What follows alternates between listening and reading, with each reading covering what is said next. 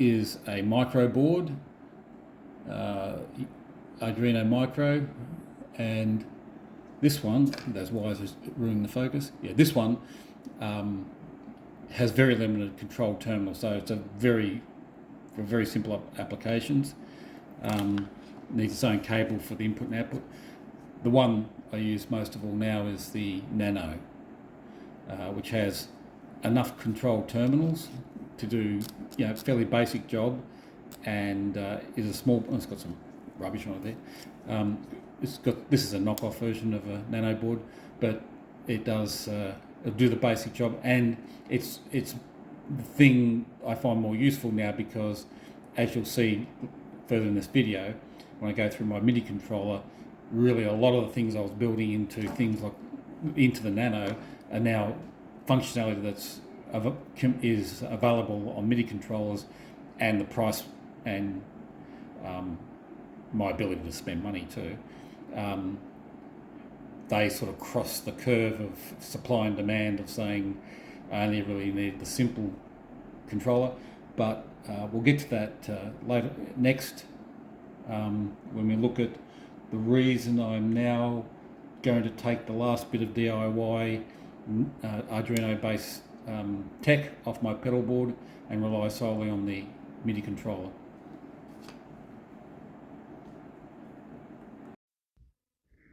I thought I'd go through quickly my pedal board setup. So this is what I take with me.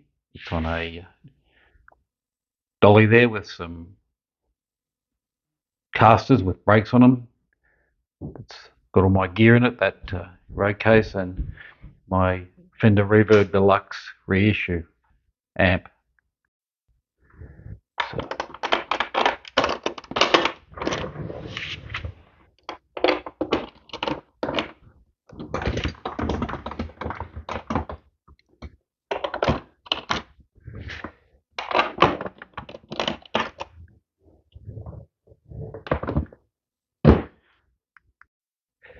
So I took the lid off. I can't do it one-handed holding the camera. So the lid to the road case has my pedal board fixed to the underside of it, and underneath here, which I'll do next, I have my gear for setting up. So I'll just quickly show that. So I made these catches myself. This board comes out. It just slots under those flanges there. So in here I have a loom I made up which has the TRS connector for amp switching, for guitar signal from pedal board to amp, and IEC connector. So that's one end. This is the end that goes to the pedal board, and the other end of it here is just mirrors what's on that end, and that goes to the amp. Also in the box I have a double adapter. That's a bit awkward, but it works, and a long power connector with a piggyback wall plug. Means that I don't have to argue about getting a power point, which can be a problem because you can just go off some off. So what else is in here is a couple of guitar leads and an XLR cable and a microphone. I've got a microphone in there, and I have, that's a Shure SM57 in there. I have this microphone holder. So that SM57 is. So this is my pedal board. Components here. This is a simple mechanical AB switcher, so I can connect two guitars and switch between the two guitars there. This has got some rubber washers, I guess you call it, to stop me pushing. This just does a series, a parallel or individual switching. I don't want it in parallel, so I don't want to press that. So signal comes in here. We've got the first got a Steinman Compadre compressor, a Chase Bliss Automatone preamp Mark II, Um, this is a Black Star HT dual distortion unit and a TC Electronic Plethora X3 multi-effects unit. This is the MIDI controller, it's Pirate MIDI Bridge 6 MIDI controller. Got a couple of spare power cables there, I'll be using them soon. And this is also a Pirate MIDI product, it's a MIDI controlled switch unit, so they use that for amp switching. The other components have got a power supply for the plethora here. This is I spot this is for 9-volt power supply for everything else, and a USB connection. So equipment is increasingly using USB for power connection, and I'm pairing the Pirate MIDI with USB at the moment, but this click can also be powered by MIDI. I'm not too sure if any of these can, but maybe. There's also a reason I'm pairing this by USB, because if I have it on the same daisy chain of 9-volt, because it can be powered by 9-volt, it introduces noise from this unit, even though it's powered separately. And I had also had a Line 6 HX1 on this board previously, same problem. These types of unit produce a lot of noise, and if you don't have isolated power supplies, which I don't, I'm being cheap and trying to daisy chain that iSpot, you can have noise. So that's powered on USB. So just quickly, what's going on this pedal board is there's three systems really, or there's three circuits. There's signal path, power supply, and control. So signal path is the guitar signal comes in here. It's switched A or B depending which input you want.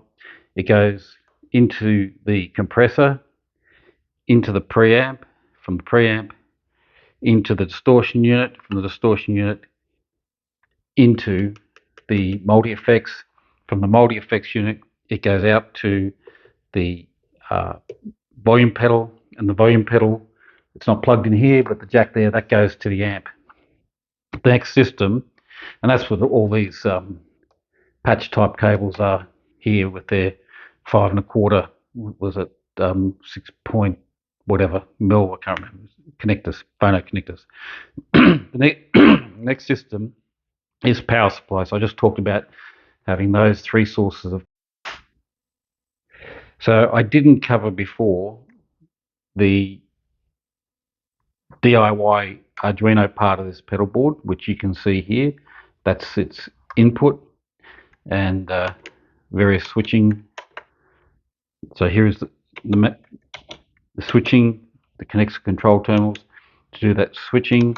That Arduino board outputs MIDI to this input to the MIDI controller.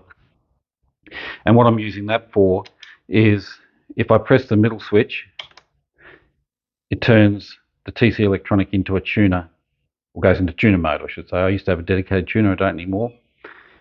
Also, rather than rely on the presets I have built into this unit here, I can, anytime I like, press this button here and get a gritty preset, or press this button here and get a clean reset. You can see, I'll press the, oh, I'm still in tuner mode there. So you can see it's changing various things. So what this is, what's changed now, as I was talking about earlier in the video, is that's the kind of functionality I set this up for. But I'm not going to go into all the functionality of the Pirate MIDI bridge controller, except to say it's the obvious thing of you can scroll through presets. You can see numbers, number 11, number 12, and a couple things that have changed about the in firmware updates for this unit um, that have taken functions out of what I was DIYing before and now put it in the unit. First one is set list. So if I press these two, we get to choose a set list, which is a compiled list of existing presets in whatever order you need them. So you can start scrolling through. So you can change the display mode there. See how old I am. Bossa Nova. We all need Bossa Nova in our lives. Crazy Little Thing Called Love. Great Balls of Fire. Green Door. So I'm doing old time rock and roll and rockabilly stuff at the moment. I've done all sorts in the past. Okay, so you can do that up and down. So that's something I used to build into the Arduino DIY. I had my own. I put my own set list together because this unit was probably a little bit late to the party in having set lists, but they did it in a firmware update within the last 6 months, I think it was. So that was good news for me. The other thing is, it has. I'll just see if I can get a different. Put my thumb over that. All right, just found a use for my relic circuit board. Stop the flaring of that pink LED.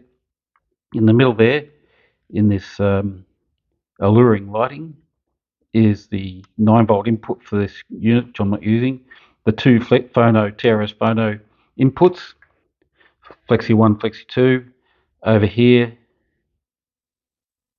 it's all very dark, is the MIDI in, MIDI out, and that's the USB connection there,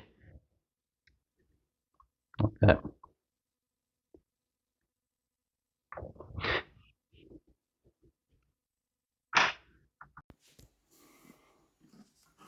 Right, so I've unscrewed everything and now I'm just removing the Arduino components.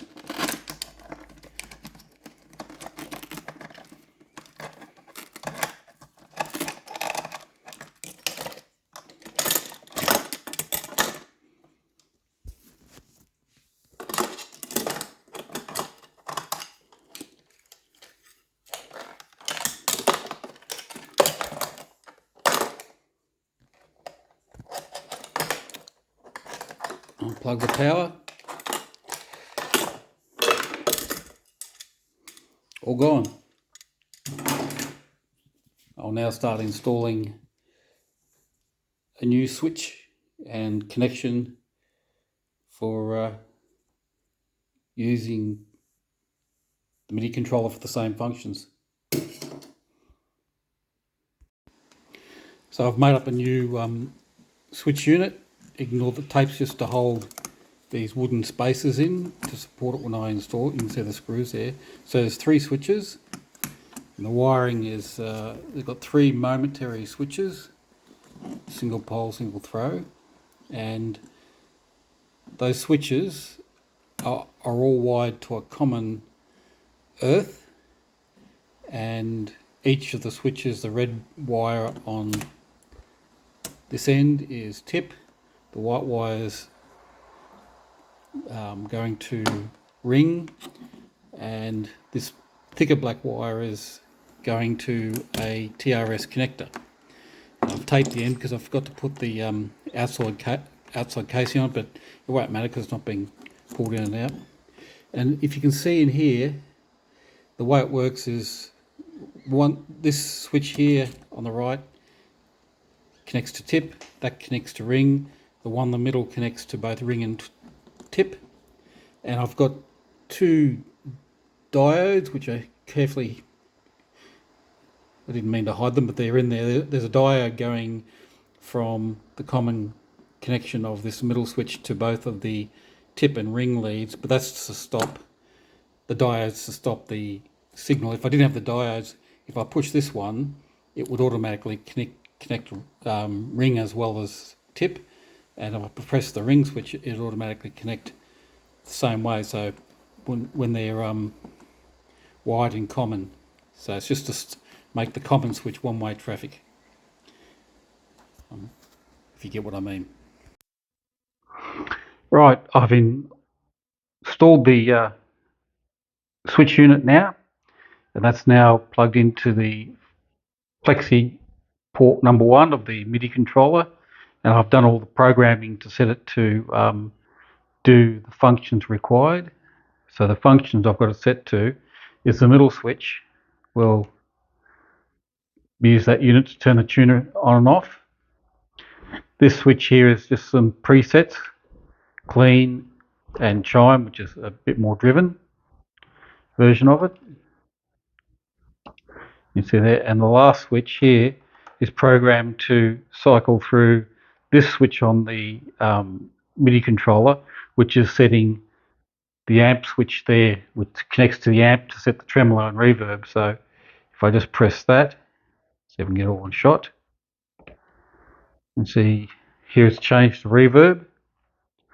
Press it next, it's changed to tremolo, and the next one is reverb and tremolo on together, and the next one is nothing on. So you can see those,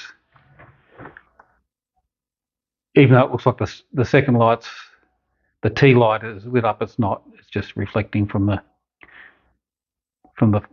R light, the ring light. So T for tip, sorry, not tremolo. So you can see as you cycle through them, I'm pressing this switch and it's cycling through those settings.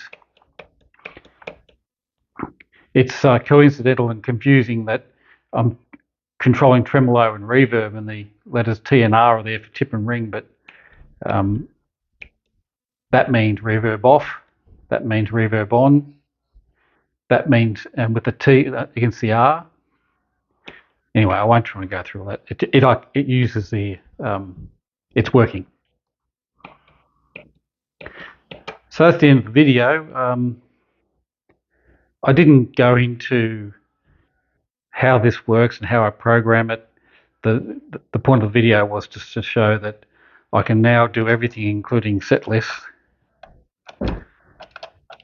using the MIDI controller that I was previously making in DIY Arduino-based MIDI controllers. So I think that I'm at the end of the process of doing DIY MIDI controllers. There's really no more need for me to do them unless I can think of a specific project. Anyway, you may find this interesting. It might be farewell to my 50 subscribers who have acquired over 8 years forever. Goodbye.